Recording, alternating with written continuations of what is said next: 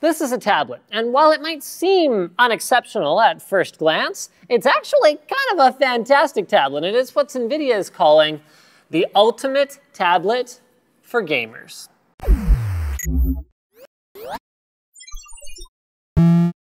So the Tegra K1 mobile processor is the engine behind this little beast of a tablet. It's got 192 Kepler GPU cores, and it's paired with a quad-core A15 CPU clocked at 2.2 gigahertz and 2 gigs of RAM. Taking a physical tour of the device, the first thing you'll notice is the 8-inch 1920 by 1200 IPS display and stereo front-facing speakers. Moving on to the edges, at the bottom we find the little magnetic clips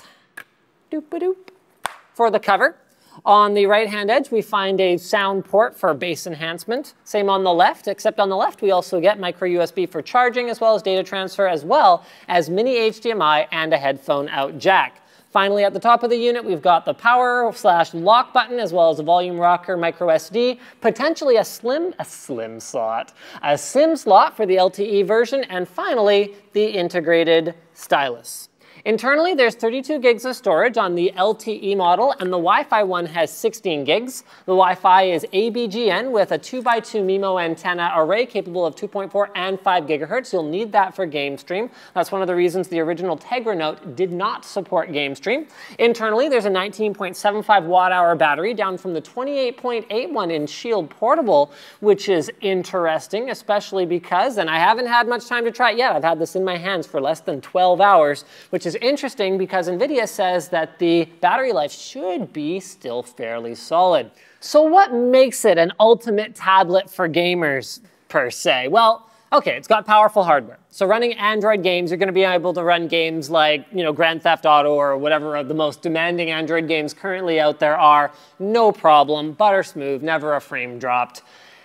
But it goes further than that. It actually comes preloaded with a version of Trine 2 that's running natively on the hardware here, which is pretty darn impressive and enabled by the fact that these are Kepler GPU cores, so they actually have support for many of the same features that you'll find, pretty much all the same features that you'll find on like a GTX Titan, for example. Obviously, there's no like double precision or anything like that, but you've got support for OpenGL and not like mobile OpenGL, so that's pretty cool.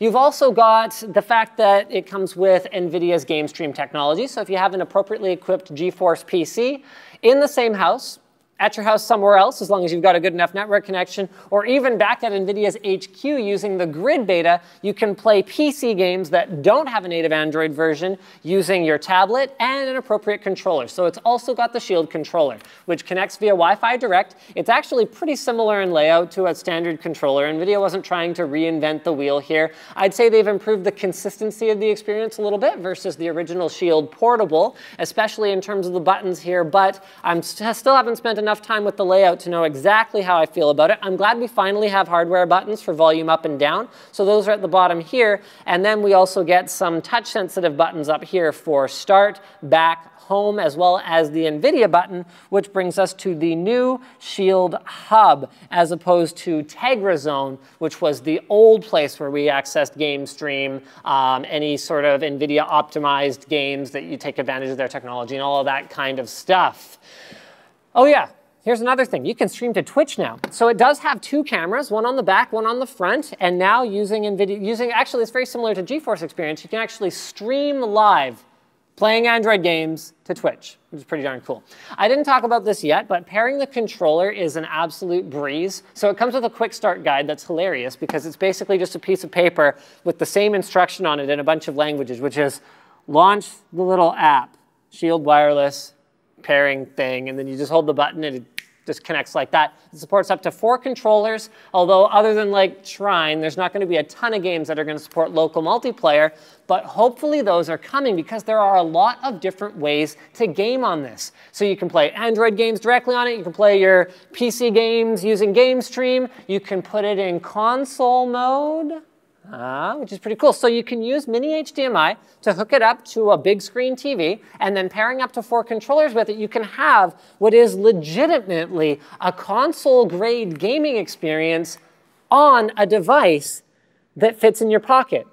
I mean, maybe not in your side pocket. You could probably put it in your front pocket, if you know what I mean. Anyway, that's not really the point. The point is, It's a truly exceptional piece of hardware. I'm still not 100% sure about how I feel about it compared to Shield Portable, where the controller and the screen are obviously tightly integrated and part of the same unit, because it's still two different devices to charge, and it's still, even if you have the, let's say you have the magnetic, there we go. So you have the magnetic piece here, so it's got a nice little magnetic mount here so that it doesn't fall down and all that kind of stuff. You can put it this way, you can put it that way. So even if you have that, I'm not 100% sold on the sort of countertop gaming experience, but it remains to be seen how people use the Shield tablet in the real world, and whether that will be a barrier for people, or whether some people will prefer to have it separate, so you can kind of have your controller down in your lap and your tablet up on the table, or whatever else the case may be. The last thing that deserves a mention is their direct stylus technology has been improved over the Tegra Note.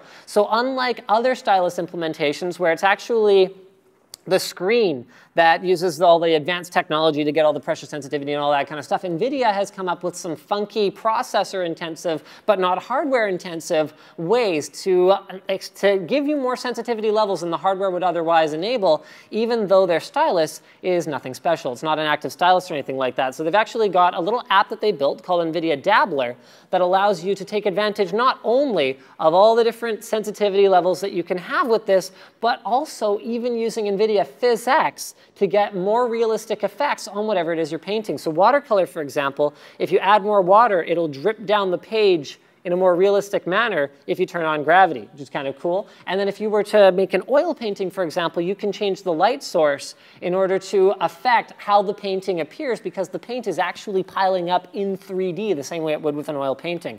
So this kind of thing will be neat for artists. It'll be great for note takers who want to, I don't know, use it as a tablet, say, for example. Even though I'm not really much of a stylus guy myself, and I'm more interested in the whole gaming experience. Thank you very much for checking out this very brief overview of NVIDIA's Shield tablet. Don't forget to subscribe to NCIX Tech Tips for more videos just like this one.